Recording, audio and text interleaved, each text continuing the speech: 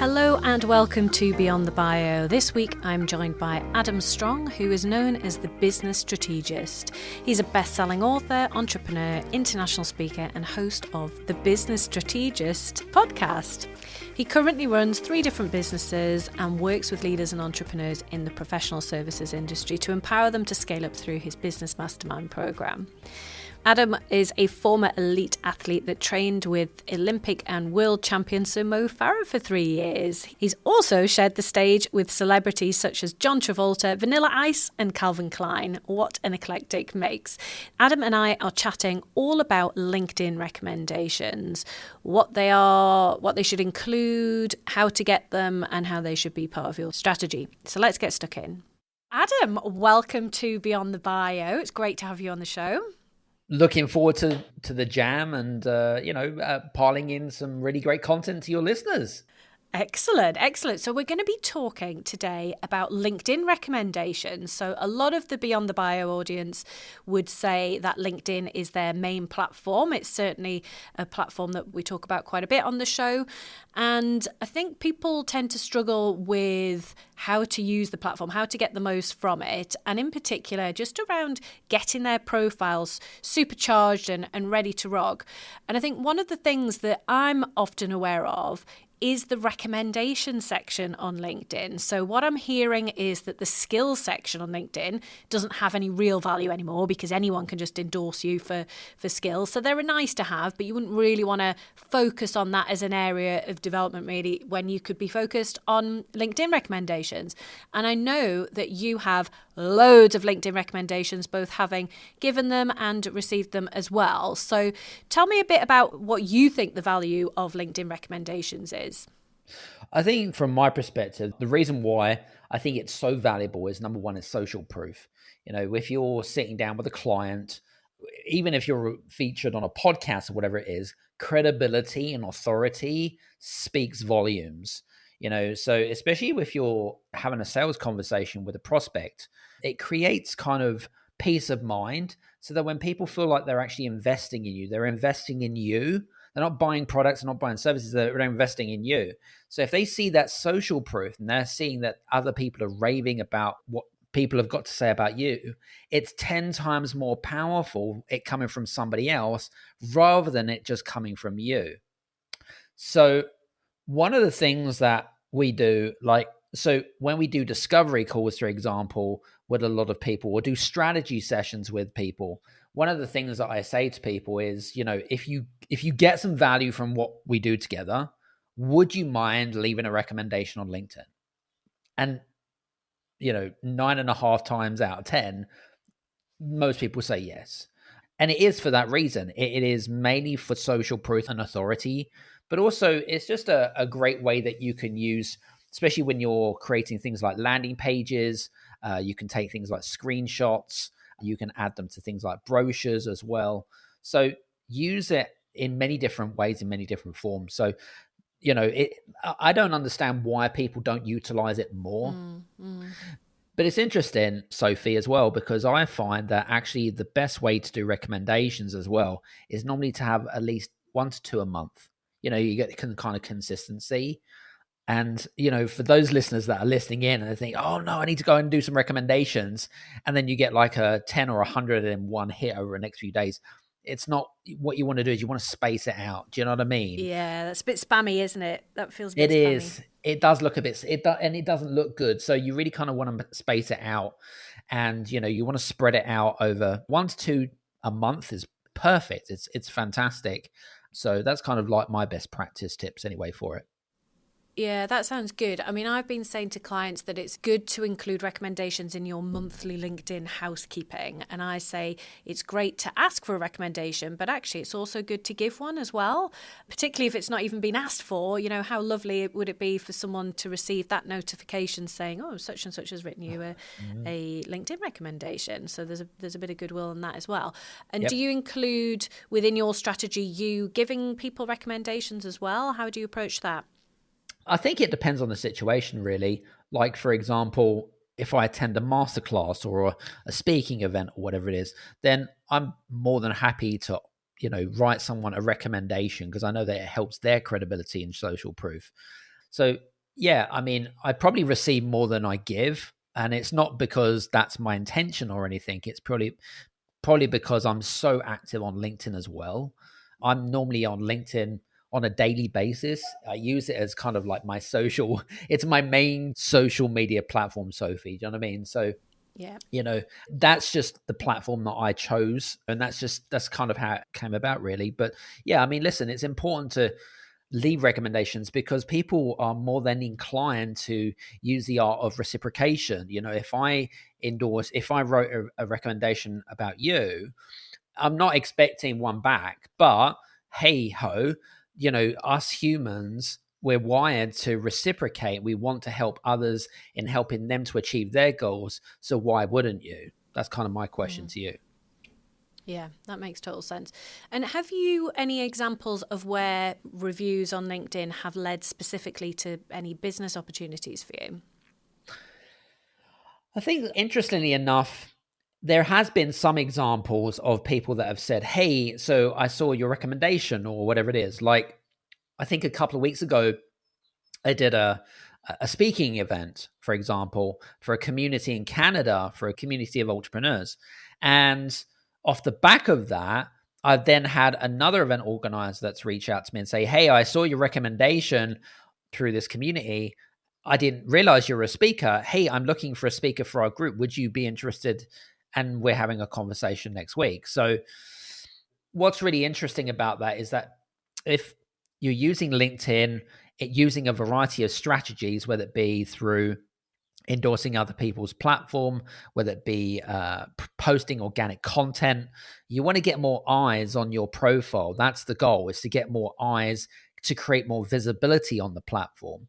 And then they're more likely to scroll down and see those recommendations. They'll be able to see, and again, depending on what they're looking for, right, Sophie? It depends on what their goals and objectives are. But I think for most people, if you've done your due diligence, and generally what happens during a process of, if someone's interested in signing up with you as a client or a customer or whatever it is, generally what they're going to do is they're going to scan your social media channel, whether it be on LinkedIn or so forth, and they're going to see who you are and what you stand for, and they're going to see if there's alignment, there's values, etc. So I hope that helps. Yeah. Do you ever, when you're asking people for recommendations, do you ever give them any guidance on what you want them to say? It does depend on the situation. So this is a really good example. If I do a strategy session, like I don't know, 30 to 45-minute session with an individual, right? And I ask for recommendation. Now, some people will just automatically just write it because they're very good at it, but others need direction. So what I tend to do is I tend to give people a bit of a framework in order to do that. Okay.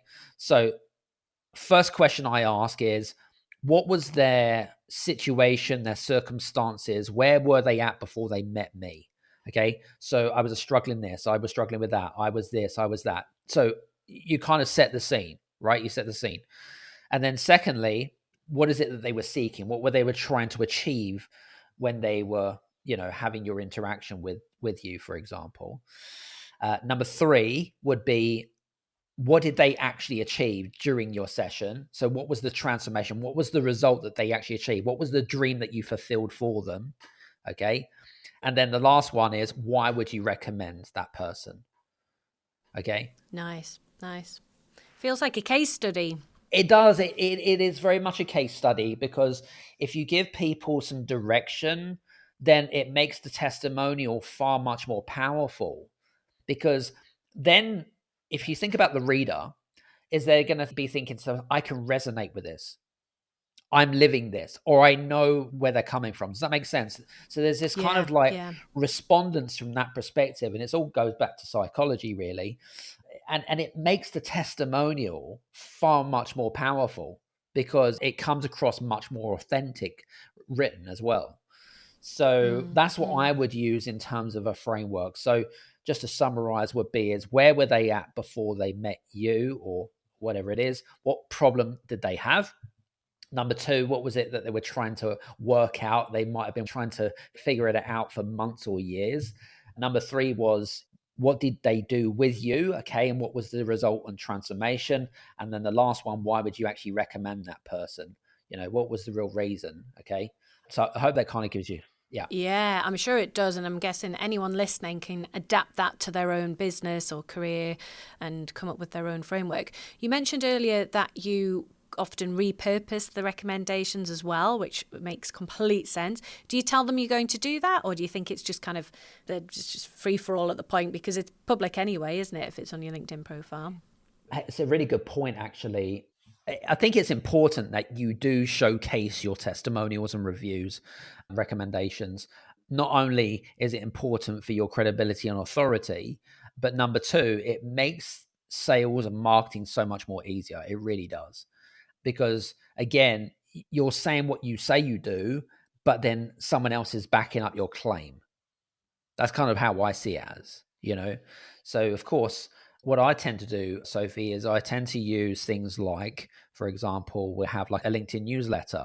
We'll put some testimonials or some reviews in there. It might have been testimonial of the month or whatever it is. Sometimes it will go into just a regular feed, right? So just a regular feed with some content based around that, whatever that might look like. It might also be really good for things like events as well. So if you're trying to promote an event, and say, for example, that testimonial could then have a direct correlation to how many attendees and how successful it's going to be. So I think it can be used as a great weapon, if you want to call it that, but it just adds that kind of extra layer of authenticity and who you are as a person as well. I get it. I like it. Good. What about if someone's listening and they don't have a business? They're a career person and they're trying to go up the corporate ladder. Do you think that recommendations still have as much value for them? Well, yes and no. I think from my perspective, they have to be used in a slightly different manner, you know? So if you're asking for recommendations, it could have been from an old colleague that you worked with, right? So the framework could be is rather than replacing the problem, should we say, it would be is why is that person really good to work with, right? So what is it that they brought to the team? Was it a cultural thing or whatever it might be? So the framework would be slightly different, of course. But if you're an employer looking for a potential employee opportunity or whatever it is, then absolutely, I think it's very important because the first thing that most employers do is that they go to check you out online, and LinkedIn is the first thing that comes up on Google. Okay. So again, it kind of serves as a reference. It serves as a reference to the employer because it's like, okay, well, I didn't see that on the application, but it's good to know that other people are saying good things about you, right? So I think absolutely is the answer to that. And again, depend on the career or whatever it might be, but it's also really good for things like promotions as well, job promotions. So I think it can be used in different ways and different manners, definitely, 100%. So I Yeah, think that yeah. it's a good one. I would agree with that. And I think what I see from looking at other people's LinkedIn profiles is how few people actually do have recommendations, which is why your profile stood out for having given and received a lot. You often see profiles that have got no recommendations or they've got one or two, but they're from years ago, like 10 years ago. And then you just kind of think, well, what have you been doing since then? I don't know whether it's almost worse to have ones from 10 years ago rather than none. I don't know, but yeah, good reminder for us all to be thinking about what we can do with that. So if someone is listening thinking, oh my god, that's me, I don't have any, and they perhaps aren't in situations where they can naturally ask for them in some of the ways that you've described, is your advice to just basically get on with it and identify a bit of a list and start maybe going to one or two a month so that they can drip feed those in? Just get on with it. I think it depends on the circumstances. Not the ideal answer that you're probably looking for, but actually, if you don't have any recommendations, there's a few kind of things that you can do to change the circumstances. Number one is that if you've worked with an old client, ask them if they'd be prepared to write something for you. If you've delivered a good service, there should be no reason why not. So that's the first thing. Secondly, if you are just starting out in a business, and you've got no recommendations, then guess what? Go find some free case studies. Go find some people that you can offer some value to, and they will serve as a case study in exchange for a testimonial. Because effectively, a testimonial is a bit like currency. Instead of paying you, They serve as a case study, provides you with feedback so that you can tweak your core offering, but also it's a great way to add credibility. In fact, just a couple of weeks ago, I had a guy that reached out to me. He does LinkedIn outbound strategy. Okay. And he's been working on trying to grow his business for the last 3 months, and he's been working his nuts off being able to do that. And one thing that he did or has started to do, what he has found is that he has decided that he's going to take on 4 new case studies, work with those individuals for 1 or 2 months, get the results that they can for the client, okay, in exchange for a testimonial, okay? Now, after those 2 months has gone and if he's delivered what he says that he has delivered, then there should be no reason why that person or business should turn around and say, loving your work, happy with results, what's the commercials look like? What can we do? Okay, so actually it's a great way to get your foot in the doorway, especially when you're trying to grow a business.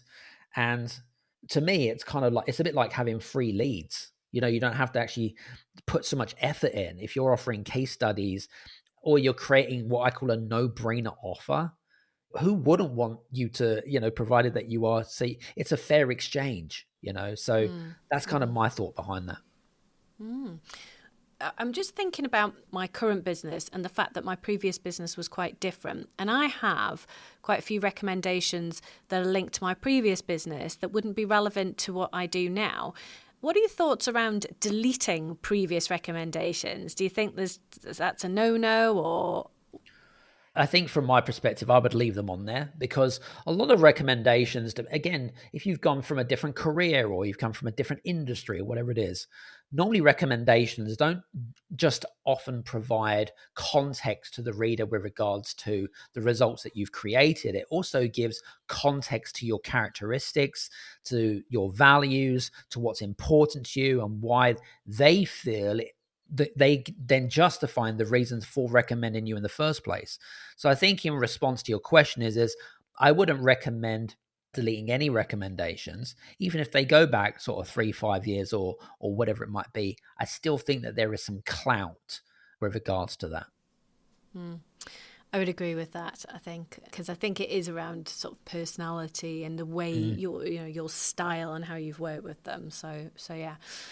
Adam, it's been great to speak to you and chat about all things LinkedIn recommendations. I'm already thinking about how I'm going to approach getting some newer recommendations and who I can give recommendations to. So you've given me a bit of food for thought there. Where can people find you if they want to connect with you? LinkedIn? Absolutely. That's my playground. So yeah, listen, if you guys want to connect with me on LinkedIn, you're very welcome to.